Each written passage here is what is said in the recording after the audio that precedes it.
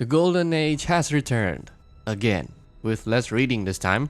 In fact, I will not be reading because it is time for another lore accurate clear challenge, full of pain, suffering, RNG, and king dodge. I hate the dodge mechanic of Stultifera Navis because it messes up with your auto deploy. But on the brighter side, we got some good selections of operators. We have Old Whale as our main DPS and healer alongside Fishboy, Elysium as our DP printer, Spectre Altar as the lane holder, and Gladia acting as support.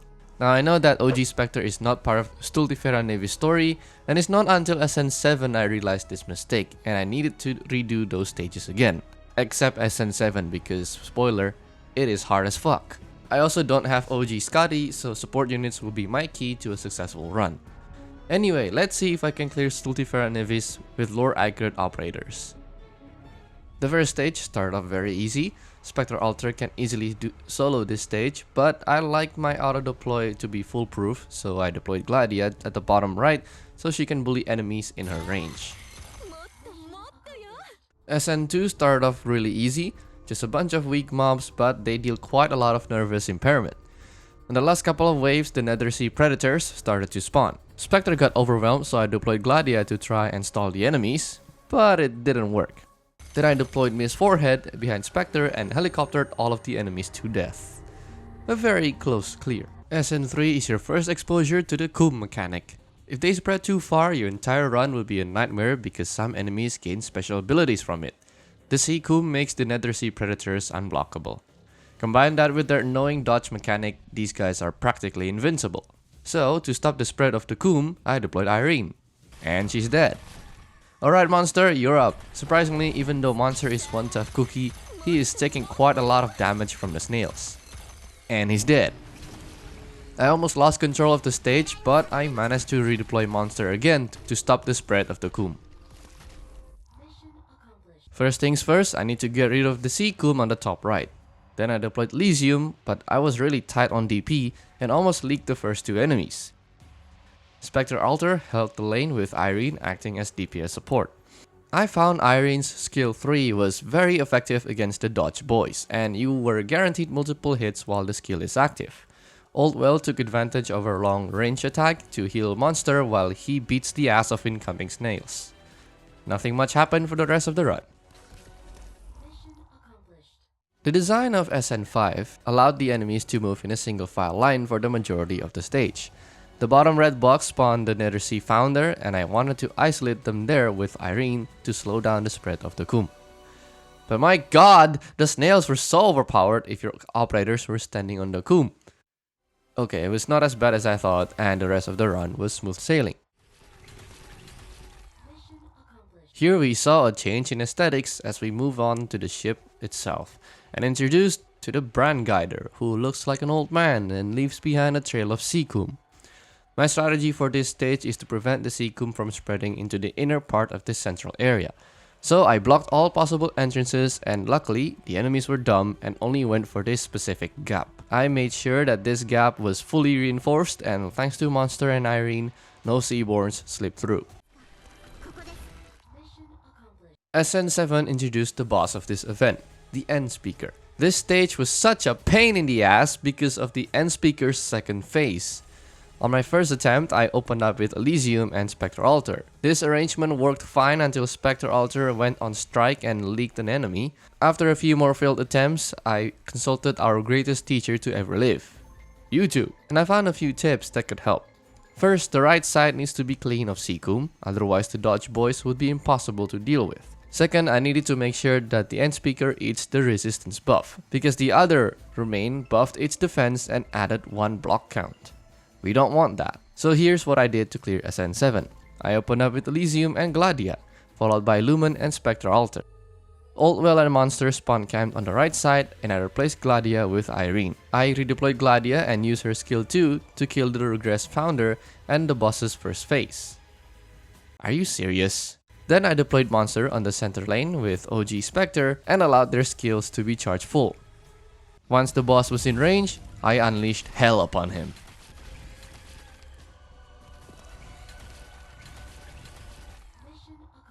SN8 was a pretty chill run. There was a large open space on the top right, allowing for the coom to spread like wildfire. Monster was in a weird position here, but he would take care of the old men and show them the power of true damage. In this stage, I also encountered the Swarm Caller, which deals arch damage and nervous impairment. They were pretty weak though, and with just one cycle of Iron skill 3, you can kill them easily. Almost. A few minutes later, an old man spawned from the bottom red box, and Irene struggled quite a lot. Even using the Roomba didn't do that much damage. It doesn't get any better from here. The Goober survived another cycle of Irene's skill, and the other two old men somehow managed to defeat Monster. I had to deploy Spectre Altar and went through another cycle of Irene's helicopter skill to finally clear it. My first attempt for SN9 was scrapped because I deployed Monster in a less than ideal spot. He needed to solo a new enemy, the Candleman, and he becomes invisible when stand on the Seacoom. This large open area was great for Gladia's skill 3, and she was able to deal a lot of AoE damage. Monster performed really well against the Candleman. As always, true damage is king. The center area was chaotic, filled up with all sorts of seaborne enemies. One of the Dodge boys almost got away, but I caught him on time. This stage only gave you 3 Roombas, and honestly, it didn't help that much. In the end though, I managed to clear SN9 with relative ease. Yes. Here we are, the last stage.